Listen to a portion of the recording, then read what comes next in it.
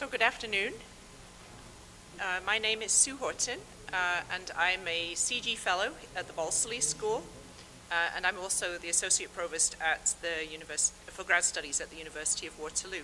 And it's my very great pleasure to introduce our speaker today.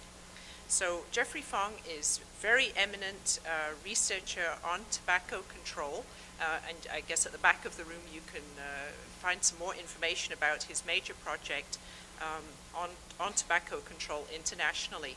So obviously this is a really important topic. It's estimated that in this century, yes, in this century, 1 billion people will die from tobacco-related causes, and more than 2/3 of those will be in the low and middle-income countries. So the work that he's doing with his collaborators in 20 different countries is of key importance worldwide in the campaign against the tobacco epidemic. So Geoff is a senior investigator in the Ontario Institute for Cancer Research, and he has previously served as a faculty member in Northwestern University and Princeton University. He's been a consultant for the World Health Organization, for Health Canada, as well as various different countries. He's a very distinguished researcher and teacher. He won the University of Waterloo's Distinguished Teaching Award in 1999, and he was the first researcher selected as a senior investigator of the Ontario Institute for Cancer Research. And in 2009, he and two of his colleagues received a top Canadian Achievement in Health Research Award from the Canadian Institutes for Health Research and the Canadian Medical Association Journal on behalf of his project. So I'd like you to welcome Dr. Fong.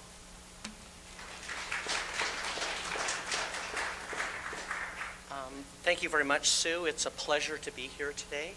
A much nicer setting than the places where I typically give talks in basements of health ministries and in crowded little hotel rooms. So this is much more inspiring, although looking at what used to be in those casts, I'm not sure what it's inspiring of. Perhaps another addiction besides tobacco.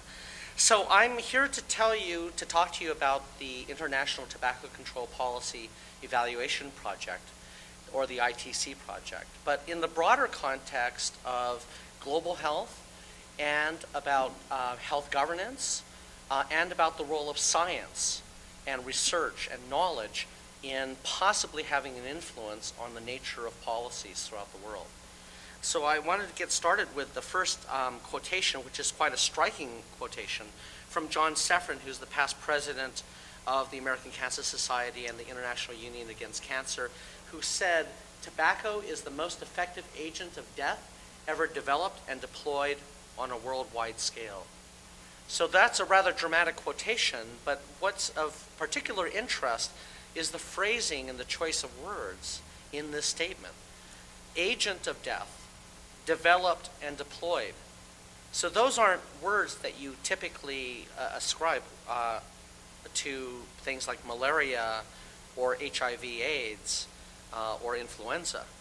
And it's because it's deliberately connoting the human element to it, a deliberative element that is human-born. And that's the nature of the tobacco epidemic. So what's the problem with tobacco use? After all, it's gone down dramatically in Canada. In the last 40 years, last 40 years, tobacco use has gone from a high of about 60% of all men smoking in Canada, all the way down, now it's beyond that, below 20% among males and also among females. So smoking prevalence in Canada has gone down dramatically, and so has this trend been seen in other high-income countries. This is the United States from 1965 to 2006, the same, about over 50% down to the low 20s. But of course, the really big picture is the world. And if you look at what's going on in the world, you see what the tobacco industry thinks of the world as a tobacco market. Here's one document from 1989. Now, there was a lawsuit in the United States that allowed the public to see hundreds of millions of documents, internal industry documents. So it's an extraordinary documentation of their deliberative plans to basically market these products that they knew from a very early time to be highly addictive and dangerous. So as they look toward the developing world, this is what they say. Tobacco use in the developed nations will trend down slightly through the end of the century. This is in 1989. While in the developing countries, use could rise by about 3% annually. A bright picture indeed. Not a smoke-free society, but continued growth for the tobacco industry. Geoffrey Bible, the past CEO of Philip Morris, said in 1996, "We are still in the foothills when it comes to exploring the full opportunities of many of our new markets." And my favorite quotation that kind of sums it all up, thinking about Chinese smoking statistics is like trying to think about the limits of space. When we see the relatively low smoking rates among women, let's say in China, which are about 3% compared to men now, which is about 59%, we see that and we are blessed. We say that's a blessing for women. That gap, that gender gap is a blessing. Well, the tobacco industry sees that as an opportunity. So what have they done? Of course, with unabated marketing of various brands. These are all U.S. brands. Marlboro, the world's leading brand by far in many different settings. You see entertainers that would not dream of being associated with tobacco companies in North America, having been a part of concerts. These are in Malaysia, Alanis, and Jewel. Signage everywhere. This is in Africa. When Sofia, Bulgaria needed new traffic lights, the makers of Camel cigarettes were all too pleased to provide them with a little Camel logo, their corporate logo, on the street lights themselves.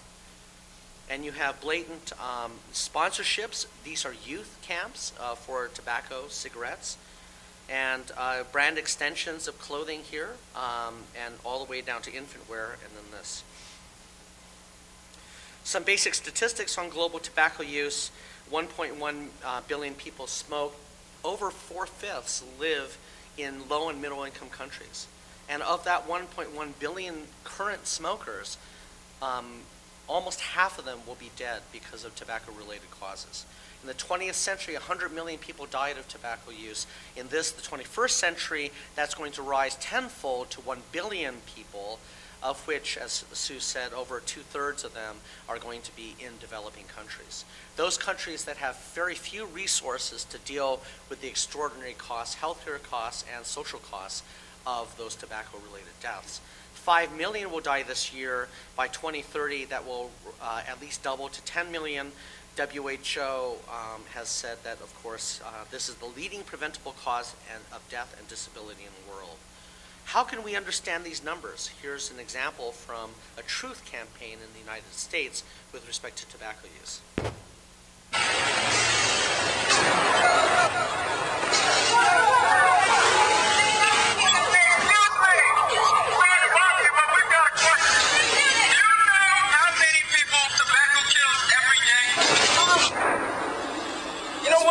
We're going to leave this here for you so you can see what 1,200 people actually look like.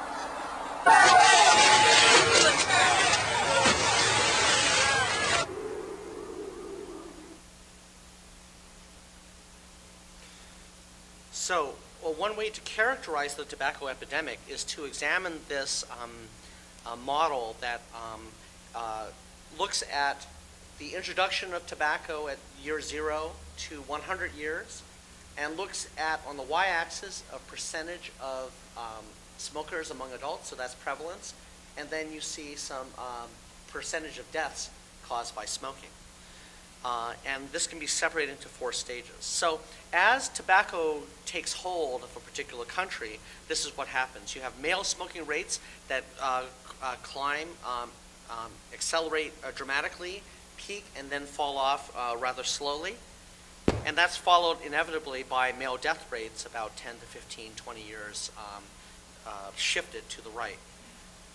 Then you have female smoking rates, which typically do not reach the same levels as males, and then inevitably the female death rate. So for example, in this particular country, Canada, The leading cause of, the leading cancer deaths are among females is lung cancer, not breast cancer. Lung cancer, because of course of the behavioral habits of females, as women, as they smoked 15, 20, 30 years ago. And then, so that's how it occurs from zero, an arbitrary 0 point to 100 years. But we can separate out the countries of the world into these 4 stages. And in the right-hand side, where smoking rates have declined, and the male death rate is starting to decline, female death rates are leveling off or going to start declining very soon. You have Western Europe, UK, USA, Canada, Australia. But then looking left, back a bit, you see Eastern Europe, Southern Europe, where the peak of prevalence rates is high. Among males, maybe starting to go down. Females are starting to peak right now. But as you note, as you can note here, with stage 3, the female deaths have not begun to exhibit themselves. Male death rates have gone up, but they haven't peaked yet. But looking even further to the left, this is what is going to happen down the road. And these are the high population centers. India should be in there close to stage 1 as well. China, Japan, Southeast Asia, Latin America, North Africa. This is extraordinarily dangerous because the male smoking rates are accelerating, the female smoking rates are starting to come up, but the male death rate has not at all peaked. And female death rates are almost not even in the picture. And that's the major population centers in the world. Then finally we have sub-Saharan Africa, which although this isn't true of every sub-Saharan African country, they tend to be very low in prevalence rates. So as we see our own smoking rates decline and the death rates start to level off, we look forward, I mean, not in any affective way, but this is what is going to befall the world right here with stage 2 and stage 3 countries. So this is going to play out and an increase in smoking attributable deaths 1990 to 2020. You see here with the established market economies, it's only going to increase by about 18% over that 30-year period of time. But in China, it's going to rise 175%. In India, it's going to rise 1,400%. And that's going to lead to, in the year 2020, 1.5 million deaths in India in that year, and in China, 2.2 million deaths in that year. So summary of the basic problem of tobacco globally. 1/3 to 1/2 of regular smokers throughout the world will die of a smoking-related disease at an average loss of life of maybe 7 to 10 years. Now that figure is going to depend on differences across total life expectancy and so on, but on average 7 to 10 years is a pretty good estimate of what is going to be lost among those 1 billion people throughout the world. Close to 100,000 people, mostly youth, start smoking each and every day. Prevention of smoking, trying to prevent youth from starting, is too ineffective and limited to be a dominant approach. So the way I want to describe this is that you may have, at least in Canada and the United States, you might have a 3 or 4 year period of time, those 3 or 4 year cohorts, to really make a difference in making sure they don't start smoking. But compare that to, let's say, the 40, 50 year cohorts of existing smokers. So if you focus on that narrow entry point, to the exclusion of the 40 to 50 year cohorts of the people already smoking, then you're missing an extraordinary problem with the current smokers who you can use cessation and demand reduction kinds of strategies on. So even though it is the case that if you can prevent smoking among youth, then that's ultimately a better strategy. But that strategy is not going to play out in significant reductions in cost, public health at the population level for 3 or 4 decades. Moreover, there are very few strategies that have ever been shown to be effective for prevention. That's not to say you don't do it, But don't throw all your money in there, because it is a narrow band of time, and we just don't have the tools to prevent very much. So what we need to do instead, so what can we do? Well, what can we do? Primary prevention is primary. We need to stop the behavior that causes the death. If it's something like early screening, cancer screening, it's hopeless, because early detection in lung cancer does not lead to, so far, does not lead to any different outcomes. Interventions must be carried out at the level of entire populations, not clinical kinds of interventions, but rather population-based interventions. And that, basically, the formula for this is that the total impact on the population is reach, how many people you can reach with this intervention, times its effectiveness. You multiply that all out, and that's total population impact. And many models have demonstrated the power, potential power, of the population health approach. Well, who is able to implement a population-based intervention? Well, these are governments. We need to understand how to change behavior and use that knowledge to transmit to governments who have the power and responsibility to create these population-level interventions in the form of tobacco control policies and programs. In a nutshell, that's what has to happen to reduce the global tobacco epidemic. And one way of looking at this also is to imagine, not imagine, this is actually real, from looking at this cumulative curve of tobacco deaths from the 100-year period of time, 1950 to 2050. In that 100-year period of time, you're going to have about 520 million people dead of tobacco use. So you want to try to bend down that curve, bend it down. And you can use some intuitive physics to figure out, if you've got this somewhat flexible rod, this curve there, how to bend it down. And the first thing that you need is intervention date. All things being equal, an intervention of a certain strength that is carried out sooner in that curve is going to have more impact on bending down that curve. In the same way as you're bending down a flexible rod, you bend it down closer to its base, and it's going to have greater impact on bending down the end that you're not holding. The second thing is effect size. That's the second factor. All things being equal, if you bend down the curve with greater force, it's going to have more impact on bending down that end of the curve. So you put these two things together, and if you have identified a weak intervention, and you have implemented the intervention really far down in the future, then it's only going to have a very minimal impact on bending down that curve. But if you can identify strong interventions and get governments to implement them very quickly, then that can have a much stronger impact on bending down that curve. So the broad strategy then, knowing this, is that we need to identify policies and interventions that have the greatest effectiveness, the greatest impact on entire populations. We need to inform governments of these policies and interventions. We need to provide technical assistance to governments and build capacity and support for carrying out those policies. And we need to do all three of these things as quickly as possible to bend down that curve. So there has been discussion on and off throughout the governance literature on what is known as truth to power. What is the role of science? What is the role of expertise in governance? Does power need or use truth? Well, it turns out that there are many views, but many of them, or most of them, are fairly pessimistic. And why is that? Well, if power does use truth or science, it does so selectively, oftentimes, to justify its actions and to protect its position.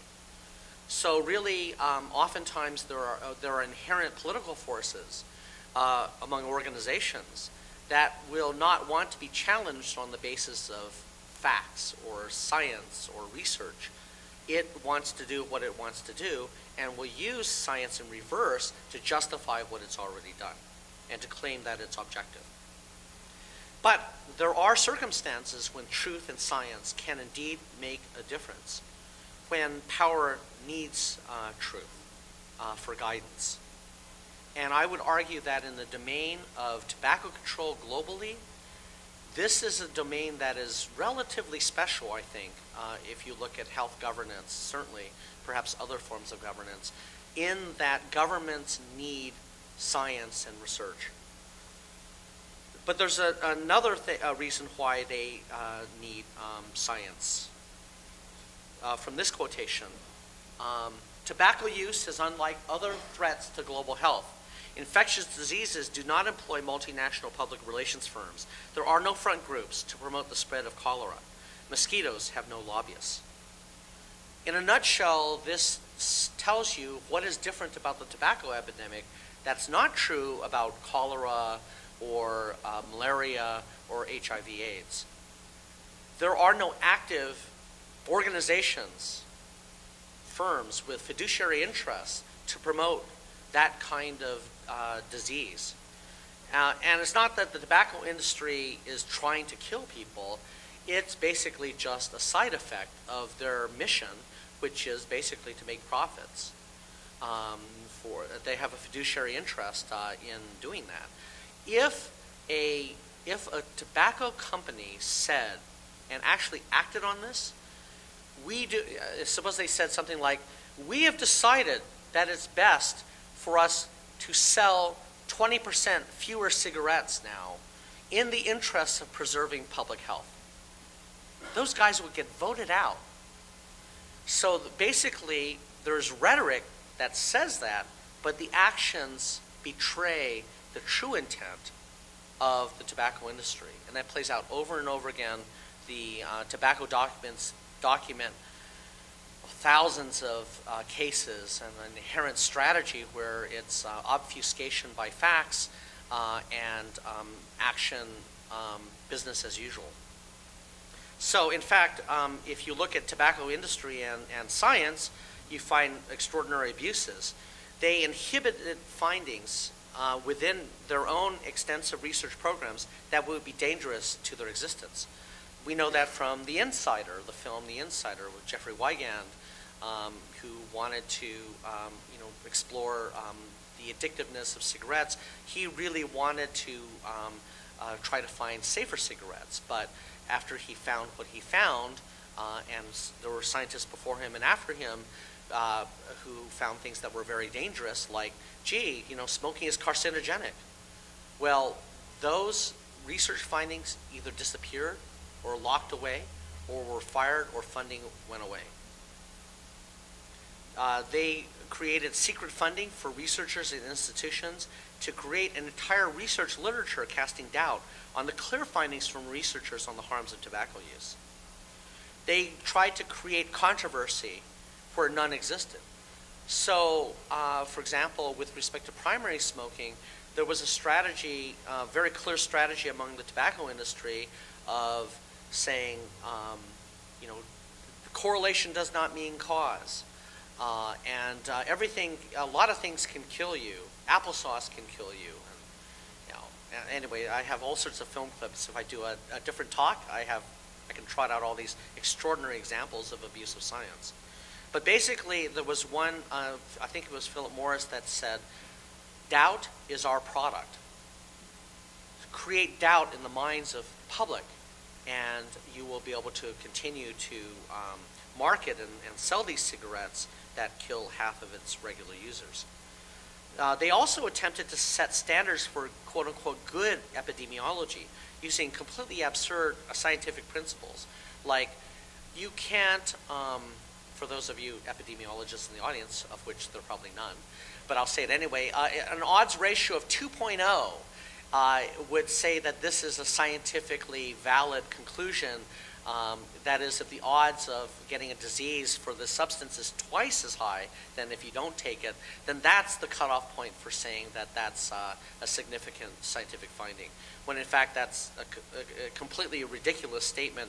But they try to get kind of the good housekeeping seal of approval for epidemiological studies. Why 2.0? Well, it turns out that secondhand smoke, the effect on causing lung cancer is about 1.4 to 1.7 increased odds. So, hey, that's under the 2.0. It can't be scientific. Public relations strategies that were in synchrony to these other strategies to demean researchers whose findings threaten industry goals. There are lots of examples of that. So just to give you one example, distorting or hiding the science on addiction of nicotine. This is from the Canadian warning label. Studies have shown that tobacco can be harder to quit than heroin or cocaine. Okay, the 1998 Surgeon General's report of the United States. This, Canada was the first country to put on the warning labels an addiction message. Well, here's some data on nicotine and addiction. About 40% of young people show signs of addiction with their first cigarette or shortly thereafter. Most smokers are desperate to quit. About 90% of them regret ever having started smoking. About 40% attempt to quit in a year. Of those who try to quit, only about 7% succeed beyond 1 year. Extremely difficult, extremely addictive, especially in the smoked form. Well, did the industry know that nicotine is addictive? Well, here's what they said in their own internal documents. 1963, this is before the famous 1964 U.S. Surgeon General's report. Nicotine is addictive. We are then in the business of selling nicotine, an addictive drug effective in the release of stress mechanisms. It's 1972, William Dunn, wonderful quotations from Dunn. Here are a couple. The cigarette is among the most awe-inspiring examples of the ingenuity of man. Think of the cigarette pack as a storage container for a day's supply of nicotine. Think of a cigarette as a dispenser for a dose unit of nicotine. Think of a puff of smoke as the vehicle of nicotine. That's what they knew. But what did they say in public?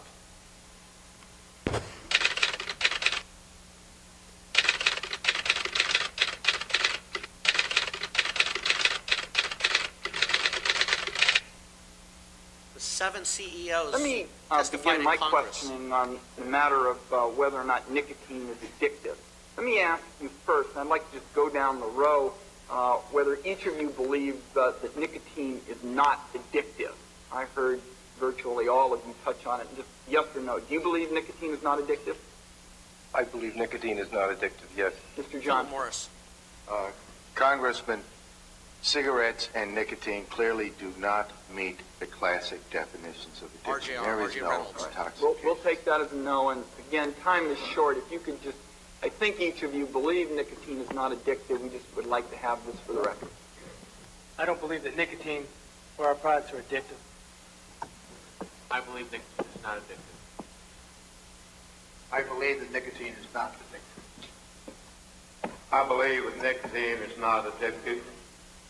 And I too believe that nicotine is not addictive.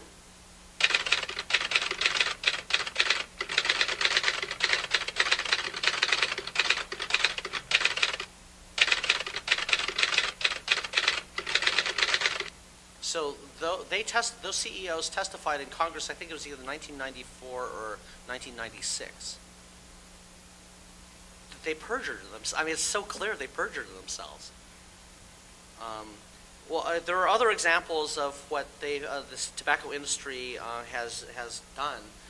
You may have seen this, junkscience.com, or heard the term junk science. Well, how was that created? Well, it was created by a front group created by Philip Morris in 1993. And this is an irony because they wanted to cover up their association with Philip Morris.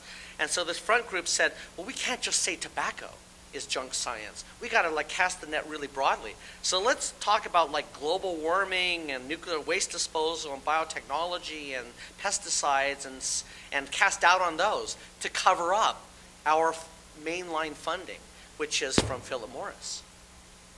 Well, it's rather ironic. It's been flipped now because actually now these guys are getting money from Exxon and other oil, and so it's kind of flipped. So it's all the same strategies. Cast doubt on established scientific findings. One of the most striking parts of Inconvenient Truth is when Al Gore talks about, in the scientific literature, there were something like 300 studies, none of which cast any doubt on the phenomenon of global warming. And then when you look at the newspaper media reports, it's about 50-50. Well, why is that? It's because, you know, you can buy your way into the media. It's very difficult, well, harder to buy your way into the scientific literature. But nonetheless, the tobacco industry actually bought their way into the literature. They actually command control over an environmental, you know, air quality environmental journal currently. They control the industry-funded researchers control that editorial board, and all sorts of examples of funding from various pro-tobacco organizations. This guy, Stephen Malloy, who's a commentator on Fox News, he's the publisher of junkscience.com, and he was appointed the executive director for that front group, and you know, there are all sorts of documents on him as well. Okay, so enough with that. Let's go back to the good guys toward the concept of international cooperation in tobacco control. In the 80s, starting with Ruth Romer, she tried to set the kind of the legal foundation, or the kind of conceptual foundation for dealing with global tobacco epidemic in terms of international cooperation in terms of a treaty. Alan Taylor also did that, talking about WHO's constitutional authority. You could build an international law for health. And then they've written separately and together, but they conceptualize, Ruth conceptualized the possibility of using the UN framework protocol approach at WHO for a tobacco treaty. And in 1996, after a lot of debate, WHO adopted the Framework Convention on Tobacco Control, the first ever health treaty, and then began negotiations at the World Health Assembly in 1998. Well, the negotiation process was rather extraordinary and different from how other negotiated treaties proceeded. Of course, there was the threat of domination by high-income countries, which happens all the time, especially those with a strong tobacco industry like US, Japan, and Germany. The African countries and the smaller Asian countries, however, became united against hourly, minutely attempts to weaken the treaty during these negotiations. There were extraordinary contributions of civil society, in particular the Framework Convention Alliance, which today is now an alliance of over 300 NGOs across 120 countries throughout the world that are dedicated to providing technical assistance and lobbying and support for strong policies to be implemented through the Framework Convention on Tobacco Control. And that's their webpage right now. Unlike other treaties where civil society played a rather limited role, I think any neutral characterization of the negotiation process would conclude that civil society basically dominated the outcome of the FCTC. It was really different from other treaties that have been negotiated before it. And in May 2003, it was unanimously adopted by the World Health Assembly. Some of the provisions of the FCTC, warning labels, strong warning labels, elimination of things like light and mild cigarettes, advertising, promotion, and sponsorship bans, or restrictions where there's a constitutional question. That was something the U.S. forced into the treaty. Protection from exposure to tobacco smoke, smoke-free laws, price and tax measures, dependence and cessation, education, communication, awareness. Also, there are provisions for, on the supply side, reducing illicit trade, reducing sales to minors, economically viable alternatives to tobacco, and protection of the environment. Also, a strong part of this treaty is research, surveillance, and exchange of information, cooperation in scientific, technical, and legal fields. So it's built in not only the structure of the policies, but also the potential structure for linking countries to each other with respect to the technical details of how to carry out the dictates of the treaty. The progress has been rather extraordinary. In 7 years since adoption, 168 nations have already ratified it, close to 90% of the world's population. 3 conferences of the parties have convened. The 4th one is this November in Uruguay. So very, very strong guidelines for smoke-free laws, warning labels and packaging. At COP4, they're going to deal with cessation and start dealing with product regulation. Recent advances on illicit trade, there was an intergovernmental negotiating body, INB, that just met this past couple of weeks. They didn't sign, seal, and deliver, but they made progress on illicit trade provisions in the treaty. And countries have varied on the speed of their selection of these policies and on implementation of action. So, in the FCTC in tobacco control, governance has been affected. Within countries, this has pushed tobacco issues very high up in the national agenda. Up to 168 countries have to now deal with this. Between countries, there's recognition of the importance of cooperating internationally for tobacco control. Cooperation and connections, new partners and alliances among civil society. But this needs science. There is a need for evidence-based for FCTC policies. We need to counter the tobacco industry disinformation and scare tactics regarding FCTC policies, and the goals, therefore, are bidirectional. We need evidence-based policies, and we also need policy-relevant science. And in fact, the FCTC portrays itself correctly as a strong evidence-based treaty. In fact, it says so in the foreword is an evidence-based treaty, and says throughout it, talking about many cases where the parties are to look toward the results of scientific and research findings in order to guide it in its implementation of the treaty. But if you look, of course, in the actual text of the treaty, it's a little bit vague. So this, under protection from exposure to tobacco smoke, each party shall adopt and implement effective measures providing for protection from exposure to tobacco smoke. So what does that mean? Does it mean smoke-free areas of restaurants? Does it mean ventilation works?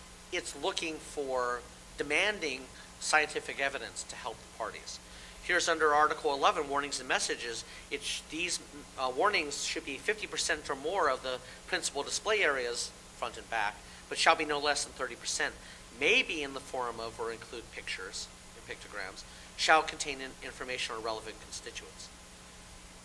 So, it talks about effective measures for warning labels. Well, what does this mean? Does size matter? Are graphic images effective? So again, it's calling for explicitly for science and research to guide the parties to effective implementation of this article. So research to policy also has a time limit on it, or guidelines on it.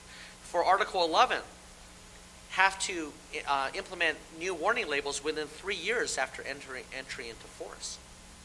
So when you ratify the treaty or join as a party through accession, you have 3 years to have improved warning labels. So over 100 countries need that type of information about what constitutes an effective warning label. For advertising, promotion, and sponsorship bans, it's a period of 5 years. Over 120 countries must implement some kind of effective ad promo sponsorship restriction ban within 5 years. So again, it's calling for science to be implemented within that period of time. Are these policies working as they're implemented? No one really knew up until a few years ago, because there had been virtually no studies, except for economic studies, of the impact of policies such as warning labels, advertising promotion bans, smoke-free laws. So we didn't know anything about this, certainly not at the population level. Why and how did these policies have impact? We didn't know that either. So to answer these questions, we needed to evaluate these policies as they're actually being carried out. In the leading edge countries, when they implement graphic warning labels, there needs to be some mechanism for evaluating the population level impact of those warning labels and to demonstrate that those warning labels work and how they work. Same with smoke-free laws, same with ad bans and taxation. And so it was here that we created the ITC Project. It started off with 4 countries, but now has expanded to 20 countries throughout the world. All of these countries have come together to evaluate FCTC policies as they're carried out in their respective countries, and to share and communicate their findings among the ITC project countries with their own governments and throughout the world. Our objectives are to conduct surveillance, what's happening over time with respect to behaviors and other variables, smoking rates and other factors that are known to be associated with smoking rates, to use certain kinds of designs to evaluate the impact of these tobacco control policies, to disseminate our research findings to policymakers, researchers, and other stakeholders, and engage in capacity building for researchers, policymakers, and the tobacco control community more generally. And we do surveys, extensive surveys of probability samples, so they're representative samples. Over half of them are nationally representative samples in their countries, in each of these countries. It's a longitudinal cohort design, so we actually track the same people over time, which allows us the ability to actually track whether at the individual level these policies are having an impact, and whether that in turn leads to changes in behavior over time. We have identical similar measures in all countries. We select countries to take advantage of policies that are going to be implemented, so we can get in there and measure the impact with natural experiment designs. And this is our we have very large samples, you can see in the thousands across our 20 countries. We've started collecting data in 2002 to 2009. Those red boxes mean in that country in that year there was a particular survey collection wave. We have the world's first longitudinal cohort study of smoking of any kind, and our the impact on policy, which is our focus, makes it a unique project scientifically in all of global health. So if you look at the top 10 countries for world smokers, in China, in India, in the US, in Brazil, Bangladesh, and in Germany, we have ITC surveys in each of those 6 out of 10 countries. In fact, ITC surveys are being conducted in over 50% of the world's population, 60% of the world's smokers, and 70% of the world's tobacco users.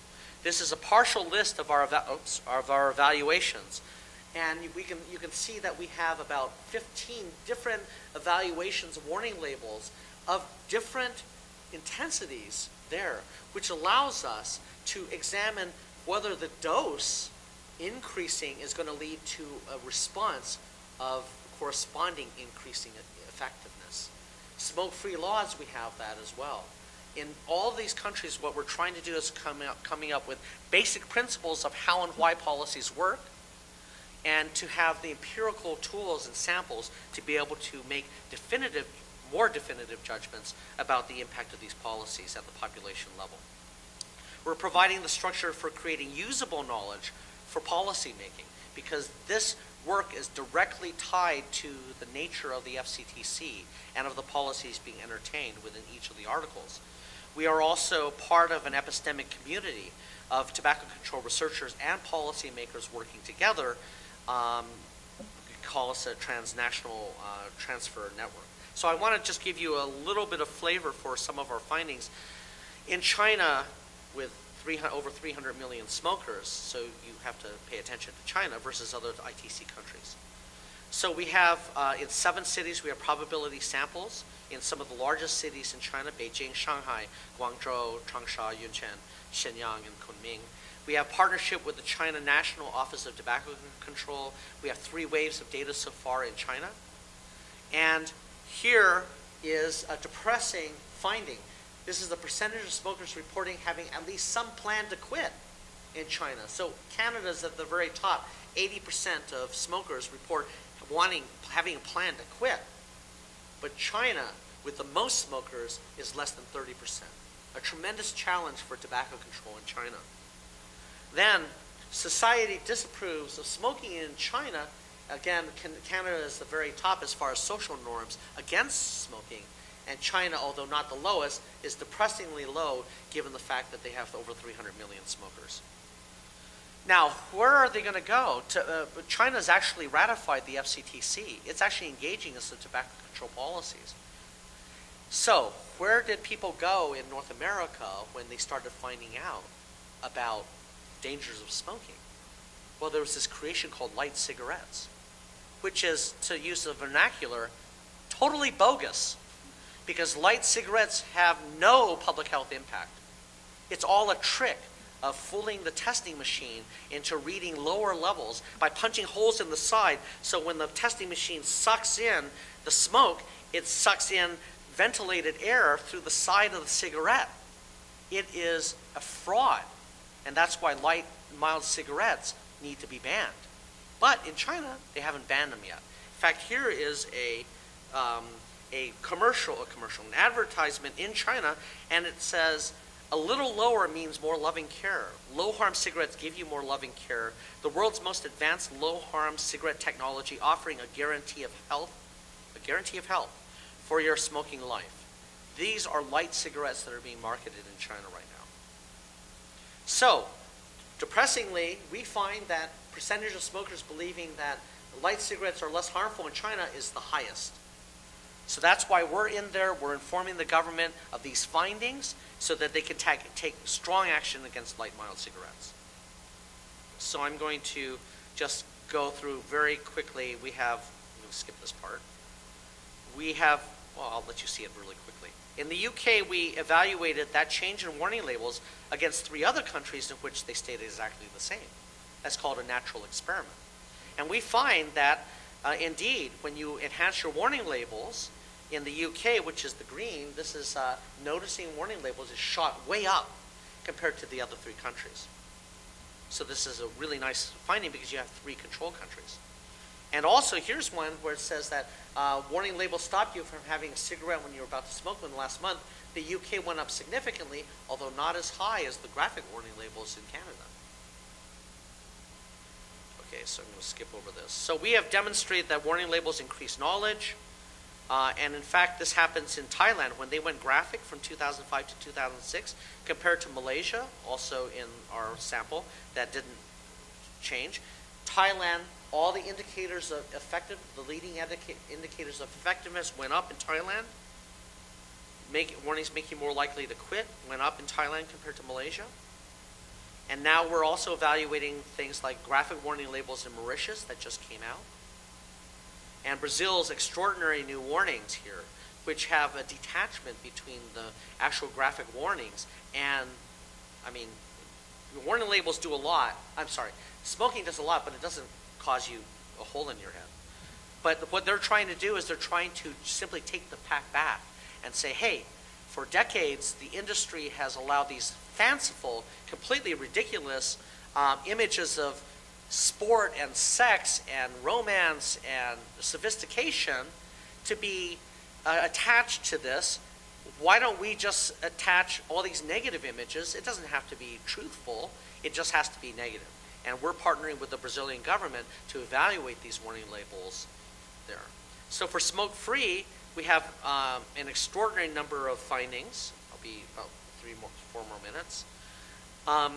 We have in Europe, starting with Ireland, a number of countries went smoke-free. And we asked our representative sample about the last time they were in a bar or pub, was there any smoking? So in that way, representative sample of smokers, reporting the last time they were in a bar or pub, representative sample of bars and pubs in that entire country. So in Ireland, 98% before their ban reported smoking in that bar or pub. In UK, England and Wales and it was 98% as well, 92%. Scotland, 93%, France, 96%, Germany, 93%, and Netherlands, 98%. Then after the ban, it went from 98% in Ireland to 5%. Extraordinary success, went down to 4%. Scotland was the next to go, from 93% down to 2%. Then the rest of the UK went from 92% to 5% after they passed their law. And France went from 96% to 4%. extraordinary successes. But in Netherlands and Germany, there was very little support from the government in implementing those laws. So what happened there? Well, in Netherlands, it went from 98% to 31%. Good, but a miserable failure compared to the other countries. And Germany from 93% down to 52%. Awful. So this demonstrates the dose response.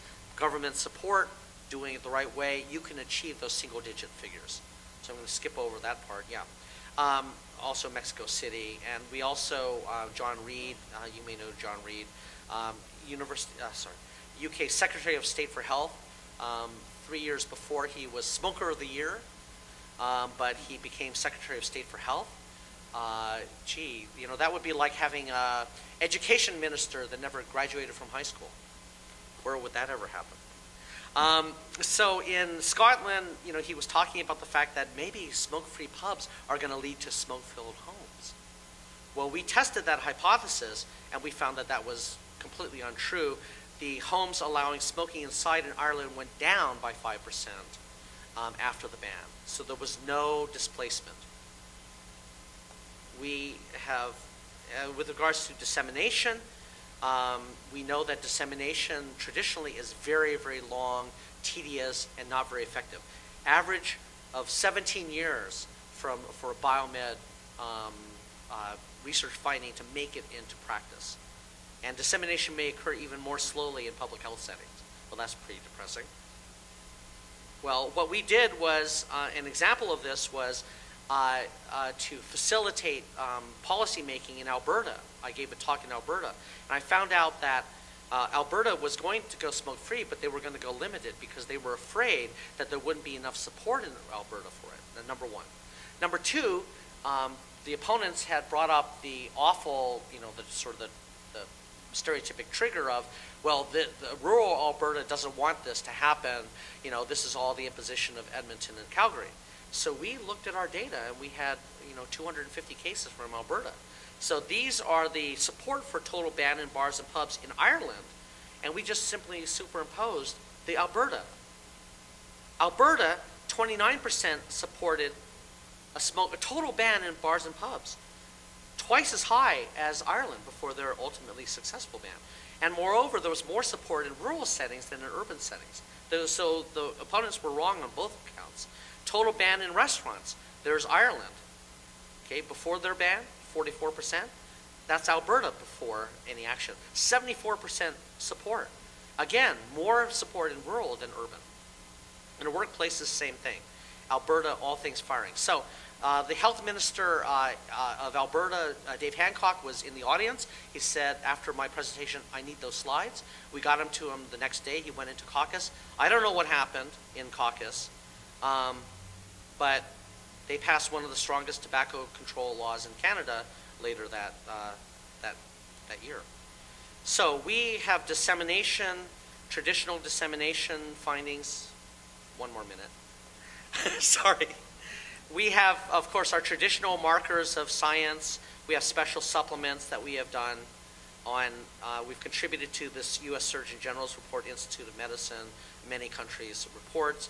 We have created guidelines and standards for research through the WHO, the International Agency for Research on Cancer. We've basically written the book on methods for evaluating tobacco control policies. We engage personally in knowledge transfer among all our teams.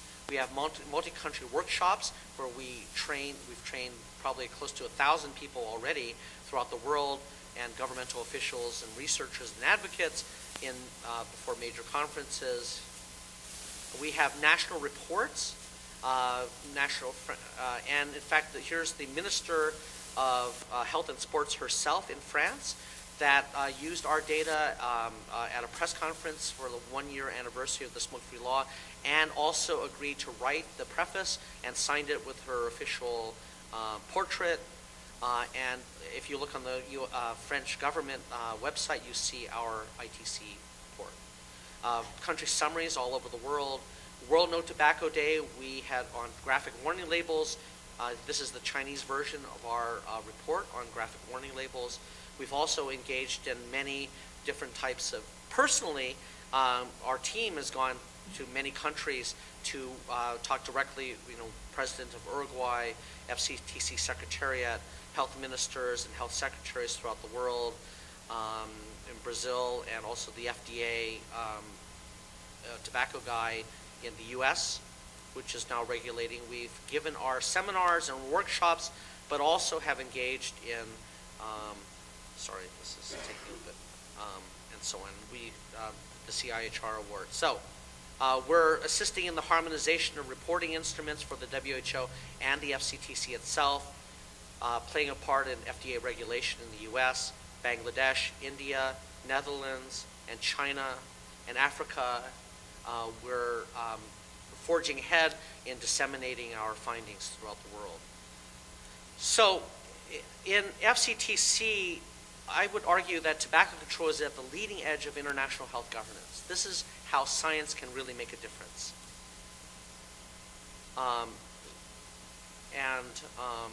This can also apply to other major global health challenges like chronic diseases, climate control perhaps.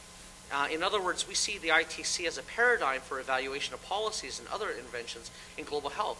These are not just tobacco control judgments. These are the types of scientific principles that would apply to any kind of population level intervention, whether it's tobacco control or other health issues throughout the world.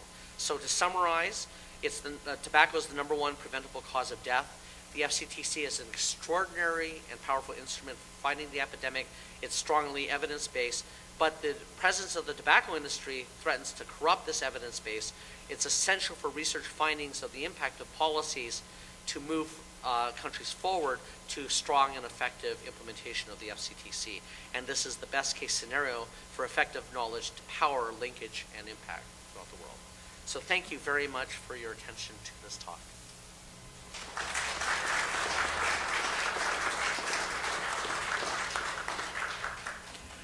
So we just have a very short time left for questions, and then perhaps Jeff would be willing to ask informal questions afterwards.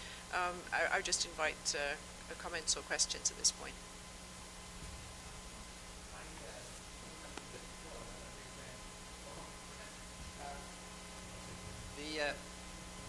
The question that I have is related to emphasizing one of your points.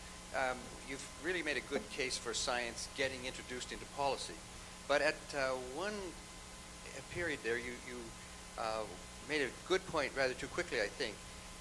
The effective agencies of government, the official policies that are all in place and so on, get contaminated by the lobbying that you're talking about. But you pointed out that the tobacco control legislation was actually influenced strongly by about 300 NGOs.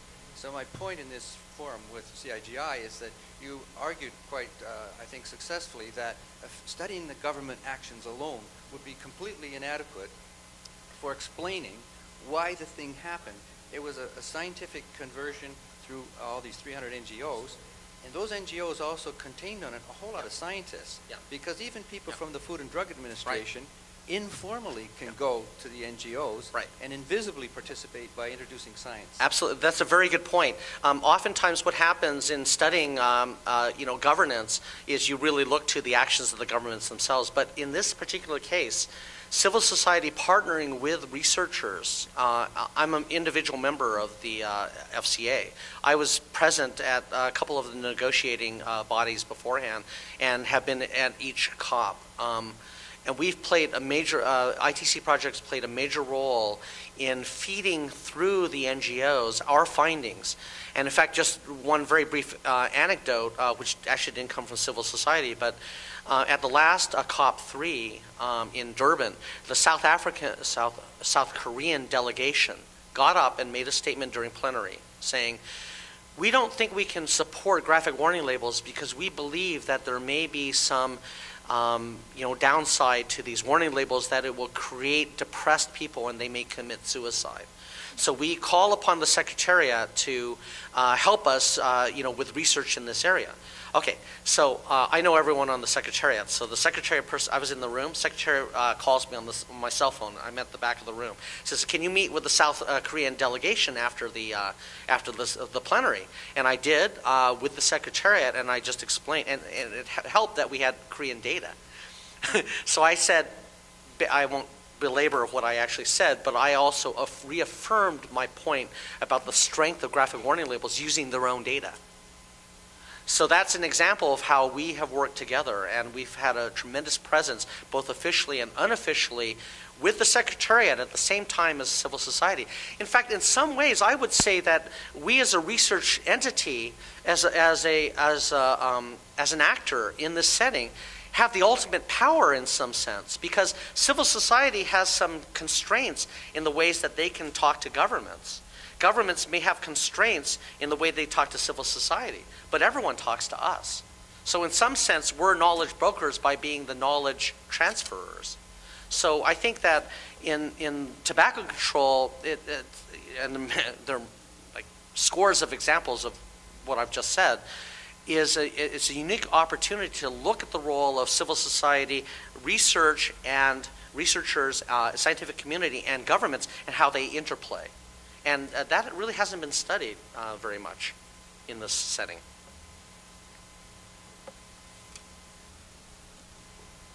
Okay, one last question.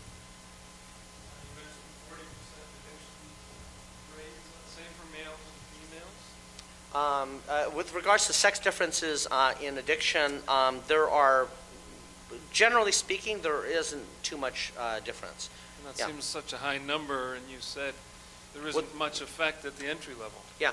And the reason why there isn't much effect at the entry level is very quickly after, trying it for the first time, you show these signs. So it doesn't, there are gradations of addiction, but if you look at the DSM-4 categorization of addiction, dependence for tobacco, then a number of the criteria are met among those youth that start within 2 or 3 weeks. Yeah, so which is another reason why initiation is so difficult to stop. It's not only the first time, but just the initial. You just can't get there. The social milieu in which a person tries cigarettes for the first time is usually, the stereotypic behind the barn. Your older brother's friends, try to get you. It's tremendous peer pressure to try it and so on. Does the male and female usage, is it still higher for male in Canada than female? In Canada, it's no, it's about the same. It's about the same. Yeah. So I know there are more comments, but we have run past our time, and at this point I would like to ask Colleen to come on behalf of CG to present something to Dr. Fong and to indicate our thanks for such an interesting and stimulating talk.